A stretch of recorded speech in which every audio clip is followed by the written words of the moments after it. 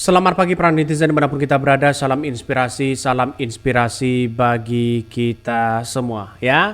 Surya Paloh mengatakan sambut baik jika PKS merapat ke pemerintahan Prabowo Gibran. Artinya apa? Artinya Nasdem, PKB, PKS kalau mereka gabung ke koalisi Prabowo Gibran, apakah tidak dicap sebagai pengkhianat begitu kan ya? Saya kira koalisi perubahan itu tetap dilanjutkan begitu kan sampai kapanpun. Ya, lantas bagaimana nasib dengan Anies Baswedan di situ? Jelas ada nuansa-nuansa kepentingan terselubung untuk menguatkan Prabowo Gibran hari ini. Yang jelas kalau mereka PKS dengan PDIP lalu kemudian menjadi oposisi di situ begitu kan. Saya kira satu sisi ya bagaimana Prabowo akan menerima kedua mereka begitu kan ya, PKB dan PKS. Karena yang jelas PDIP akan menjadi oposisi di situ. Maka kekuatan Prabowo saya kira tanpa PDIP juga semakin ketar-ketir di situ. Artinya apa? Artinya bisa saja nanti ya kritikan-kritikan luar biasa kepada Prabowo ya. Jadi masyarakat Indonesia baik dari pendukung 01 dan 03 mereka akan bersatu untuk mengkritik Prabowo Gibran. Yang dikritik di situ bukan soal masalah Gibrannya atau Jokowinya, tapi masalah kebijakan-kebijakan yang ada. Ya selama ini yang digaungkan adalah makan siang gratis. Saya kira ini akan menjadi catatan penting kepada Prabowo Gibran ya, dan bahkan saya yakin dan seyakin-yakinnya orang-orang di situ banyak yang akan bersimpati kepada PKS dan PDIP. Walaupun toh pada akhirnya tahun 2010 ya sampai sekarang ya melihat PDIP sukses di tahun 2014 dan 2019.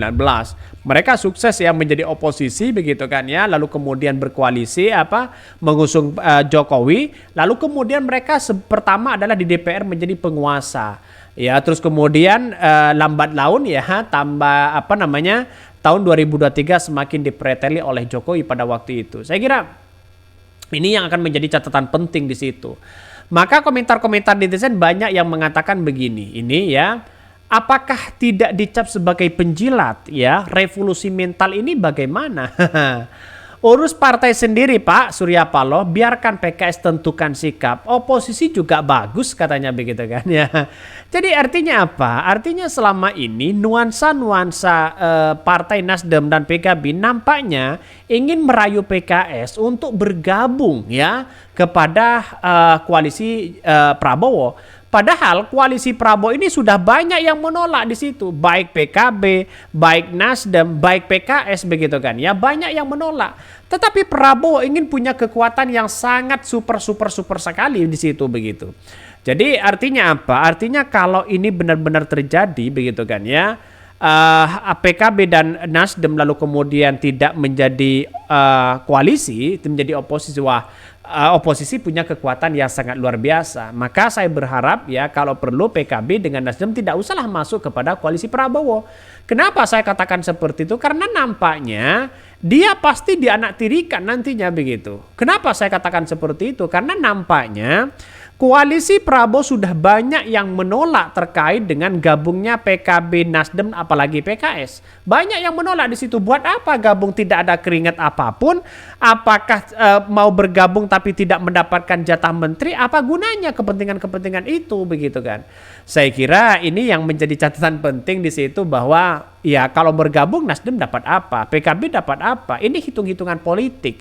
Tetapi kalau menjadi oposisi ya mereka akan mendapatkan simpati masyarakat. Ya tentu pendukung-pendukung mereka semakin bertambah di situ. Ini bahkan ya apakah nggak malu semua ketua umum partai hanya bisa menipu rakyat saat pemilu semua partai mengemis. Seharusnya ya siapapun ya jadi oposisi bukan cari kue katanya. Ini komentar-komentar netizen ya. Bahkan menurut saya pribadi kritikan-kritikan kepada partai Nasdem sekarang ini sangat-sangat luar biasa. Apalagi kepada PKB begitu kan ya. Dianggap sebagai penjilat dan sebagainya. Oposisi apakah selama ini apa yang disampaikan Anies Baswedan tidak tahan menjadi oposisi atau karena si A si B atau mencari keuntungan atau mencari kepentingan. Nah inilah yang kemudian terbukti sekarang siapa mereka dan siapa yang harus punya kepentingan di situ. Jadi saya kira sampai hari ini ya walaupun secara tidak langsung partai Nasdem dan PKB sudah menyatakan bergabung karena secara politik yang disampaikan karena mereka tidak dapat apa-apa untuk hari ini. Pembicaranya bukan kabinet, bahkan dari Partai Gerindra pun ya tidak ada pembahasan terkait dengan jatah menteri dan sebagainya. Kalau hanya mereka bergabung dapat apa begitu kan? Kan logikanya kan seperti itu begitu. Bahkan Ketua Umum Partai Nasdem Surya Paloh menyambut baik apabila rekan koalisinya pemilu di 2024 ya Partai Keadilan Sejahtera atau PKS turut merapat ke pemerintahan Prabowo Gibran. Hal ini itu disampaikan Surya Paloh ya saat menghadiri halal bihalal yang digelar PKS di kantor DPP PKS Jakarta. Pandangan saya semua malah baik ya. Semua masalah bangsa ini begitu kompleks, semakin memungkinkan kita mengajak para pihak untuk bersatu dalam mengatasi permasalahan-permasalahan itu. Tapi rupanya ya Prabowo akan semakin akan semakin agak tidak begitu setuju untuk bergabung kepada PKS untuk bergabung ke koalisi mereka. Artinya apa? Jangan ngemis lah kalau memang tidak diharapkan begitu kan. Karena nantinya ini akan bertentangan juga di satu sisi begitu. Jadi artinya seorang PKS tidak usahlah ngemis sana sini begitu. Pada ujung-ujungnya mereka akan ditolak. Bisa saja jadi anak tiri. Jangan sampai ini strategi politik seperti ini terjebak di situ begitu kan ya. Ya saya kira PKB dan Nasdem sudah memberikan pernyataan begitu kan ya akan mau bergabung. Tapi kalau tidak mendapatkan apa-apa ya gimana ini begitu kan.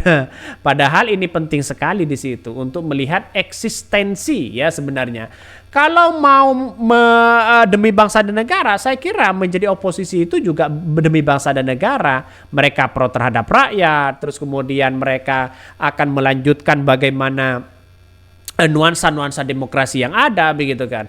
Saya kira kepemimpinan Prabowo Gibran juga mulai ketar-ketir begitu kan. Ya, nampaknya agak tipis sekarang bahwa PDIP tidak begitu bersuara terkait dengan adanya Nasdem dan PKB akan mau bergabung begitu kan. Tapi nampaknya bagi kami adalah ada sesuatu hal yang perlu dilakukan dan dipikirkan dan direnungkan oleh Surya Paloh.